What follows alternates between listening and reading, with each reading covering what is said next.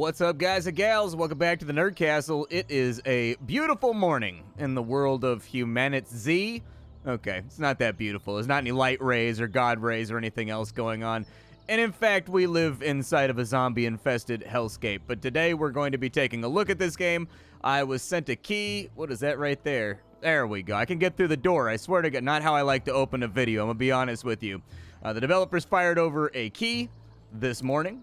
I've decided to take a look at it because when I looked at the Steam page, it had like 3,000 people watching a stream of this game, which means there's obviously going to be a number of people that are looking for someone to weigh in and let them know whether or not the game is worth their time, whether or not it's worth 20 bucks, which is currently what the game's MSRP is. They have it marked off to $15 for right now. For how long, I don't know, but the game is selling for $20. So let's dive on into this thing. Let's do a first impressions video. Let's figure out whether or not this is a title that deserves your attention, your time, your scorn, so on and so forth. If after watching this you wanted to get the game for yourself, I got a link for you down below in the description. This game is actively in early access right now, and in fact I would say it's probably on the earlier end of early access, having now played the game for about 2.5-3 hours prior to this recording. I think that puts me in a reasonably decent spot to offer my opinions on whether or not the game is good. On top of that, you can also take a look down there in the description. You will be able to find a link that goes to my Discord.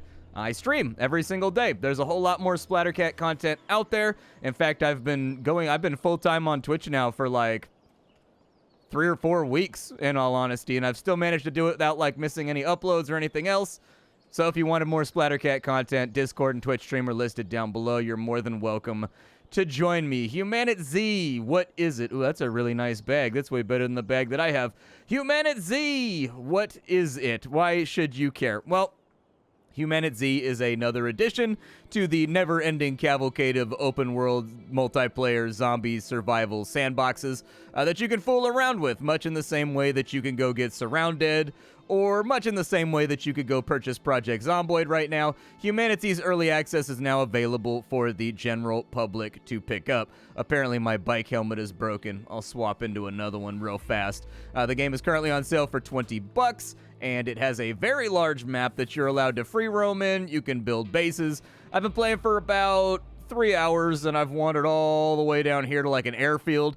This area is super sketchy, and in fact what I'm doing right now is this area is full of military zombies and all kinds of wild stuff going on, like huge hordes, like 40, 50 zombies at a time.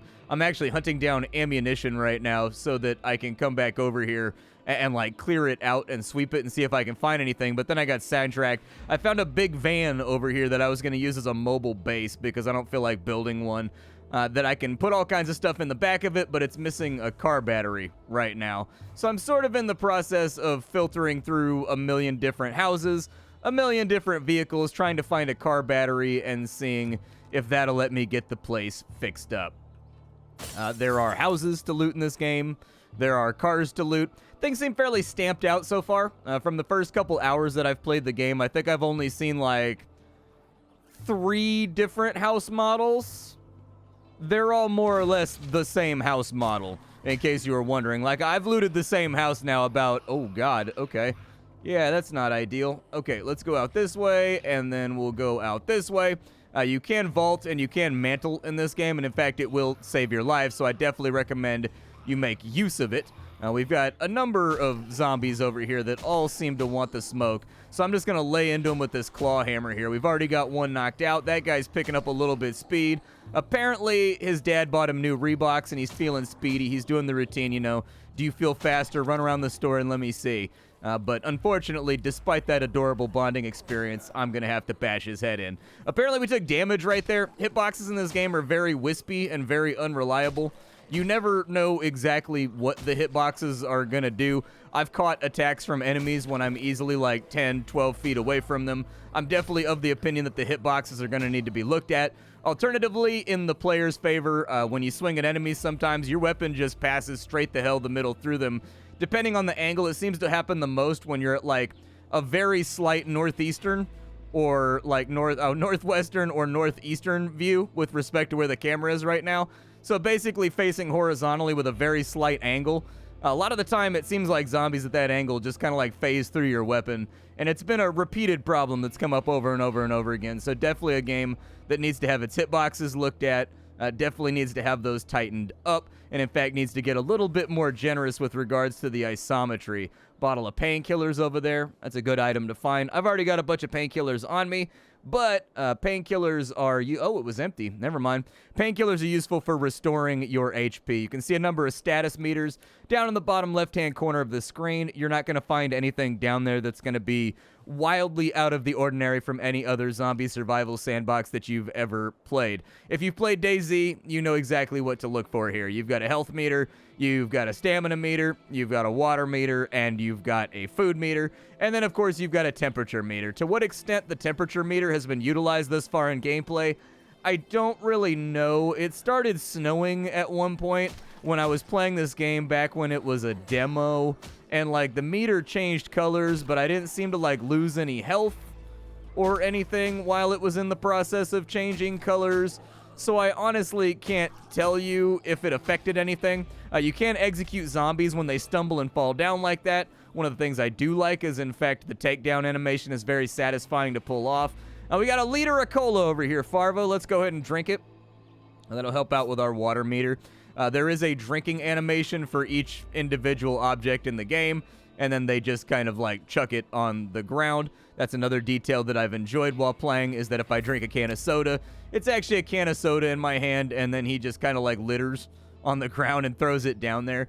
The texture doesn't always match up, so like when you're drinking from a Sprite can, it'll look like a Coke can, but most of them seem to be here. We've got old cereal on that side. I don't know if I'm gonna need it. We got an energy drink right there.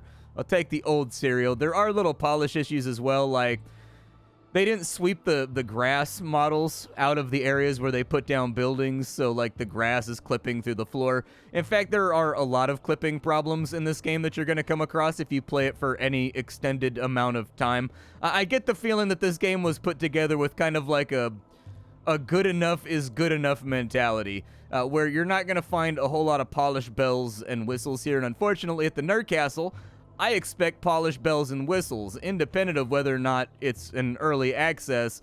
Little things like making sure the floor grass does not clip through the placed building models and whatnot is a big deal to me. These are things that I utterly can't stand in video games, and so hopefully they get those fixed and taken care of all across the game map, because this is a pretty frequent issue. When talking about clipping and things that I've run into while playing the game, you're able to burgle doors in this game if you have a crowbar. Frequently what will... Uh-oh, I don't even know where these guys came from. Okay, we've got a lot of zombies coming in for us right now. I'm not particularly afraid of them, because combat has sort of like an easy rhythm in this game. Backstep a couple times, swing twice, and then backstep again. That's pretty much how I've won every single fight in the game. It's not too difficult to stun lock the zombies that way. They seem to take naturally to it. Zombies got cheated out of a hit right there. But talking about clipping, there's a door animation. I had a crowbar earlier, but it broke. You can use the crowbar if you have the lock-picking ability to break into houses and like flock the doors.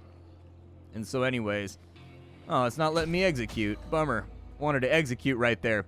When you go into crowbar the door, your character like partially glitches into the door while like shimming the door. It's a thing that happens all the time, so I would keep... Oh, a pistol. Nice. Yeah, I'll take the 1911. I think I have ammo for that. Yep, I got 45 ACP right there. Eat an entire pot of peanut butter because we're Americans out here. We love our peanut butter, all right? We will fight and die for the peanut butter. Everybody loves the peanut butter. We don't mess with anybody that don't like the peanut butter. It's one of the best things that's ever been invented. Apparently, we can get sick. This is the first I'm seeing of it in a couple hours, but we found what looks like a little bit of tussin right there. And so it looks like we can actually catch a cough or like a flu or something along those lines. I don't know if that's implemented yet. It's never happened to me, but that would probably play into... the temperature system, would be my guess. We got our little 1911 right there. Let's go ahead and tap bang it. Nothing to write home about on the animations front. Once again, clipping. When things are mounted on your back a lot of the time, they'll clip through your character's back model, just like clipping through the door when you crowbar things. Like I said, I get a good enough is good enough vibe from this, where there's a number of things that like very clearly should have popped out to someone, and instead they were just kind of like, meh, ship it. The game does feature a crafting system. You can find things all over the map, everything from sort of like Scum style or DayZ style improvised backpacks to spiked baseball bats. You can also, as you get further along into the game, you can build a base. You also level up. It's an RPG, so I can get like better damage with pistols, for example, because I have 2 skill points. So now I'm better with pistols, and I can lockpick doors. I'm on a well-defined path to petty larceny and possibly assault. Once you get deeper on into the crafting system, you can put down workbenches and stuff like that to further unlock more things that you can craft. For right now, I'm fooling around with the nomadic life. I know about the base building because I did it in previous demos that existed. Never covered any of those demos because I felt like it was a little bit raw.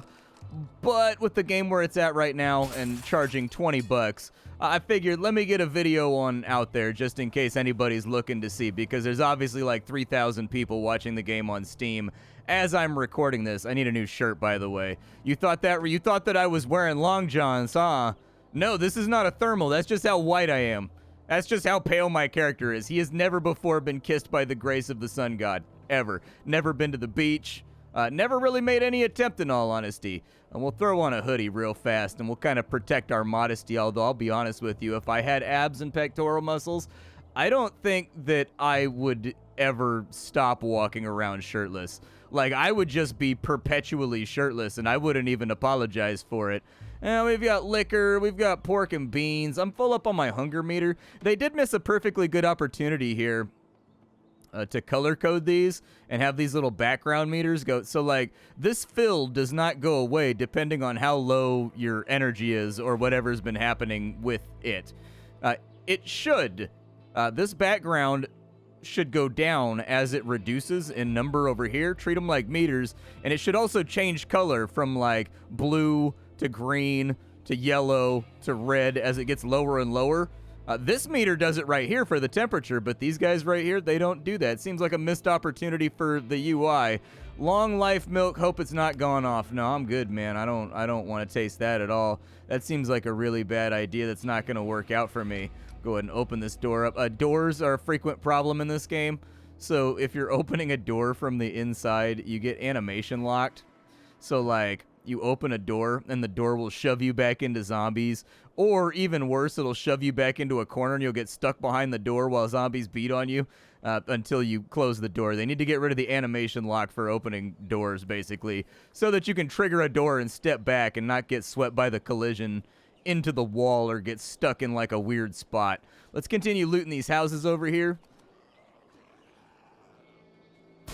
Go ahead and bust that window open. I actually kind of want to... I'm trying to save my ammo because I've got like 40 or 50 rounds of 45 caliber, but it looks like we're maybe going to have to...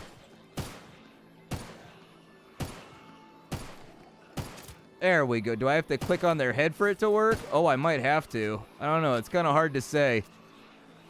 Wow. I think you do actually have to click on their head in order to get the kill.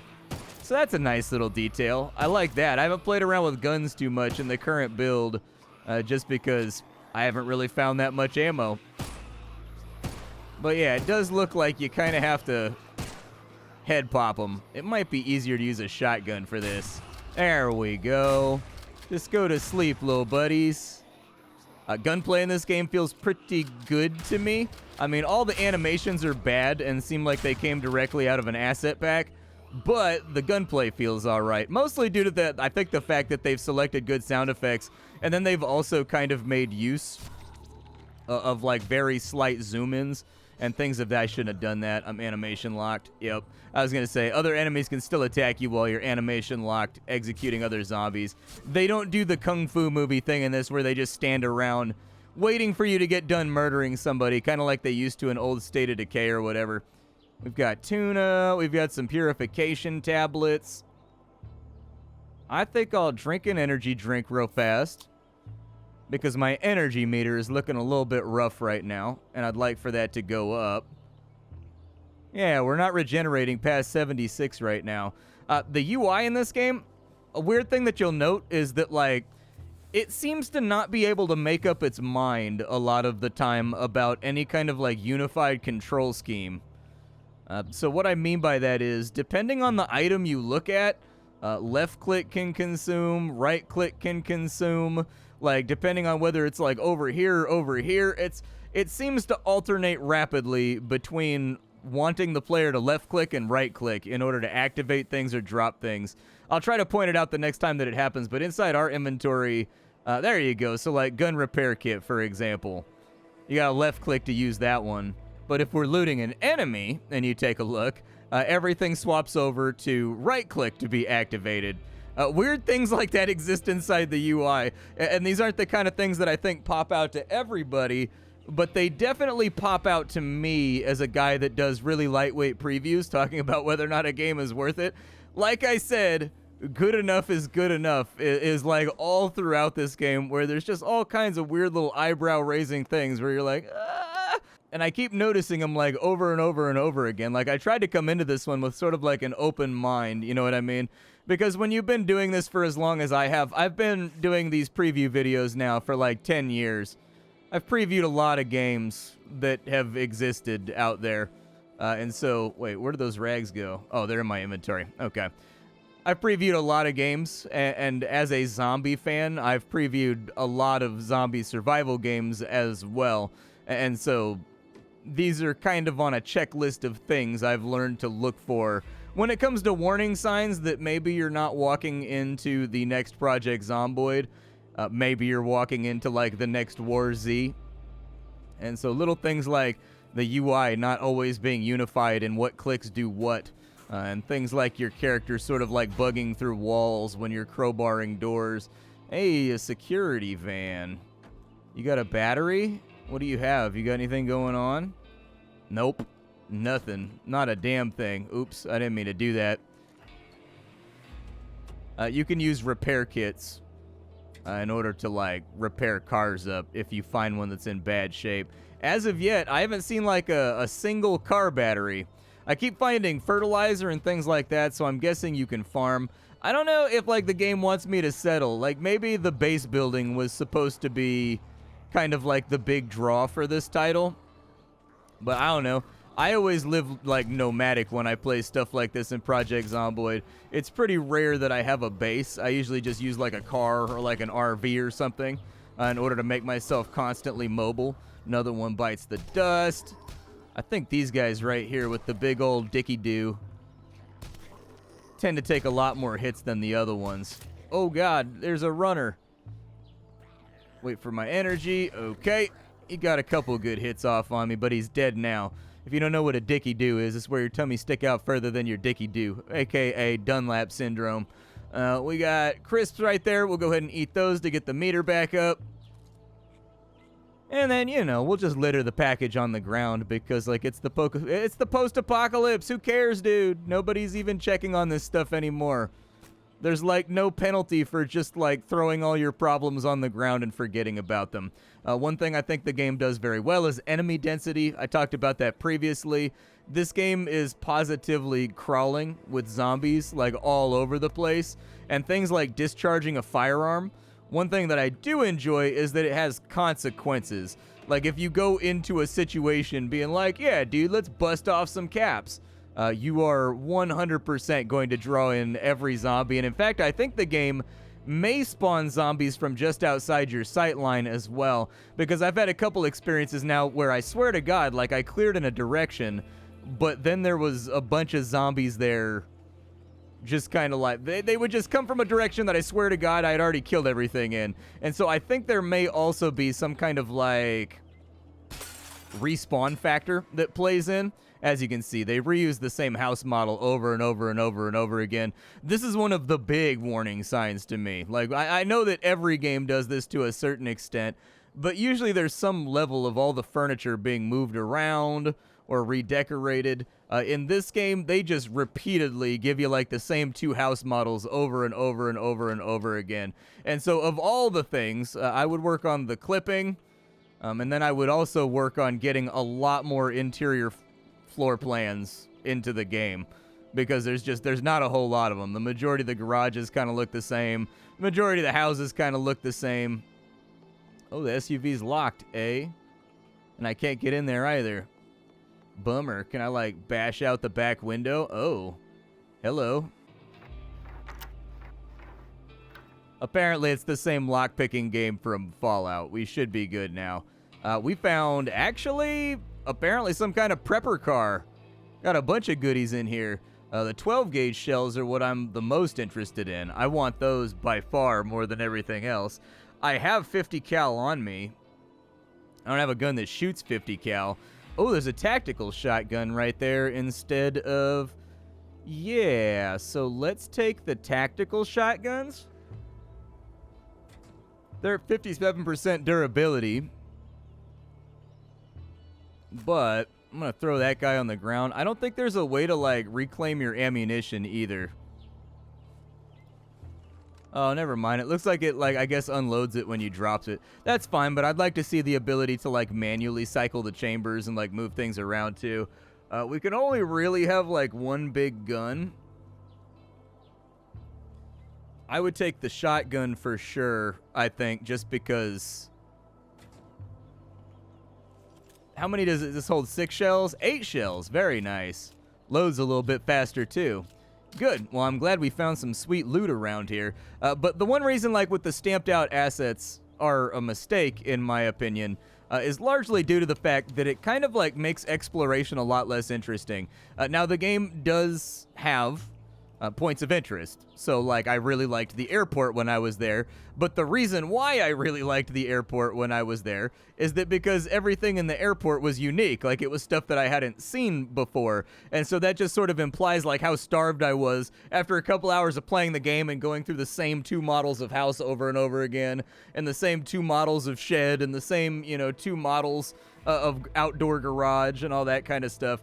I was very much starved for some kind of place that was interesting by comparison to everywhere else. And so when I got there, I liked it.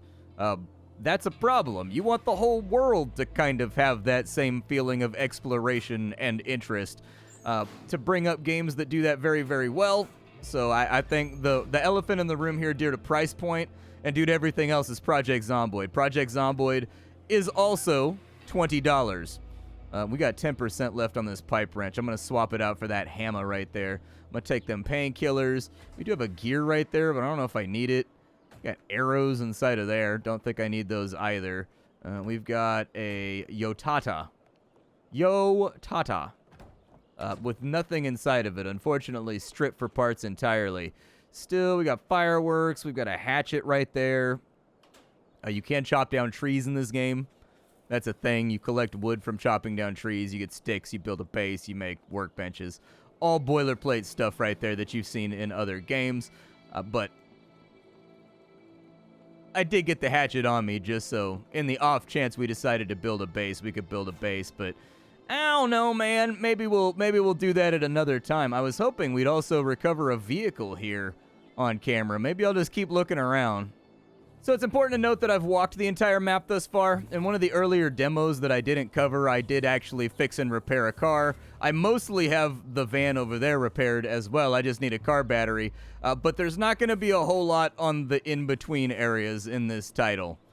It's largely just going to be craggy rocks, open fields. You will occasionally see a rabbit or a deer.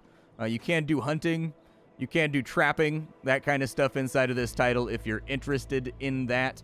I haven't really seen a need to do so because food is so abundantly prevalent that I just kind of like cruise around and graze. And honestly, due to inventory space limitations, I can't carry everything anyways. And so I just kind of like leave it where it lies inside of the containers. But I would say the 2 or 3 hours that I've spent with the game definitely come with some observations if you are a prospective buyer. So let me go ahead and start off with that. So with HumanitZ, I think we've all been here before. We've all seen this game before, and if you've been paying attention, I think I got most of my gripes and also my kudos out while I was filming the video. But this is a pretty bog standard, done almost well enough zombie survival game with a prominent red capital Z in its title and loads of assets in its construction that we've been playing for 10 years. It doesn't really take any risks. It doesn't deviate from the formula. It is through and through like a 5 out of 10, 6 out of 10 effort. There are fleeting moments of fun to be had here when you have ammo stacked high to the ceiling and you get yourself into like some proper point of interest hordes. But I found that over my couple hours, the minutia is where the ball gets dropped, and I found that typically the attention to detail in minutia almost always indicates how an early access is going to run over the following years. The ones that pay attention to those little tiny details and care about those little tiny details tend to turn out very, very well. On the things that I like front, combat feels okay. Melee's alright, it's like fine. Gunplay felt nice, and on the rare occasion that I stumbled into a point of interest, I did have a good time exploring, fighting, leveling up, checking the place out. They have a working crafting and building system implemented already from my time in earlier demos. The driving feels pretty good. Lighting effects look really good with flashlights during dark fights, or during Twilight and Dawn, the long shadows that get cast look really good. Vault and climb animations, they all seem to work fine throughout the game. And then, of course, no crashes, no back-end issues, no errors, nothing like that over the 3 hours that I played. Uninteresting, but silky smooth.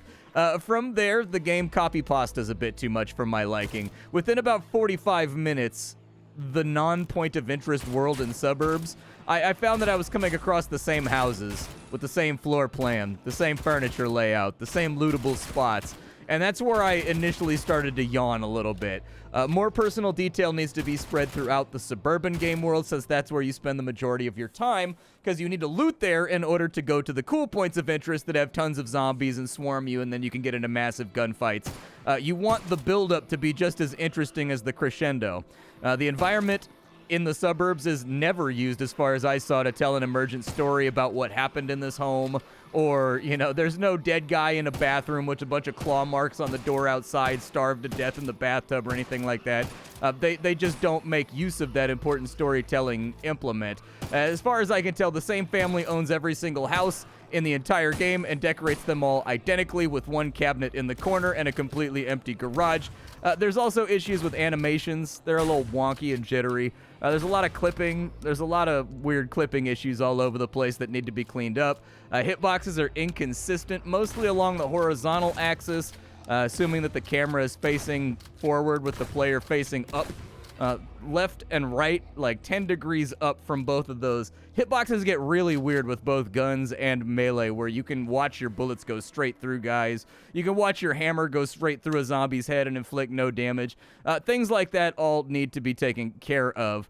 The UI seems to hot swap at whim between right-click using things and dropping things, and left-click using things and moving things around. It needs a unified control scheme that's identical all the way through the entire game, not contextual based on what you're opening, because that makes it difficult to develop any type of inventory management memory, I guess muscle memory. Another weird thing that I think kind of like belies how the game is designed is that, like, let's say you have 50 bullets in your inventory and you put 20 of them into a gun. It doesn't subtract the bullets from your inventory and put them into the gun. The gun is now just loaded and you're firing bullets straight from your inventory. I don't know if I've ever seen that before. The game does have NPCs, and I have interacted with them. They worked perfectly fine for trading or whatever else, but shortly after that, I got attacked by a bunch of zombies, and the NPC just ran in the corner, like with his face into a wall, while a bunch of zombies just kind of like mauled him. So the NPCs are going to need a little bit of work as well. And so this is one of those games that at $20, I think they're being really optimistic. If you take a look at Project Zomboid, that is also $20 and is much better implemented, is much more polished, has much more gameplay, has basically an infinite amount of mods that you can play around with. For just like $10 more, you can go get State of Decay 2 Juggernaut Edition, which still gets updates to this day and is really fantastic. They just got a huge patch. Or you can get the first State of Decay game for $20 if you don't mind it being a little bit older. And I guess for $10 cheaper, you can get Z-Zone. And so this is one of those cases where, unfortunately, I think the price tag is too high. If the game was riding at like $5 to $10, I could shrug and be like, it's not that much money. Maybe they'll get it all sorted out, and I'm not going to pay attention to all these little obnoxious things. But at $20, they're rubbing elbows with much, much, much better games. So why not just go play those and wish list this one and just keep an eye on it and see if it gets cleaned up. My name is Splattercat. I sift through the pile to find what's worthwhile in the world of indie games every single day so you don't have to. Today up on the chopping block, we were fooling around with HumanitZ. Tomorrow we'll be fooling around with something else. Thank you for sharing your time with me, and that's all I got for you.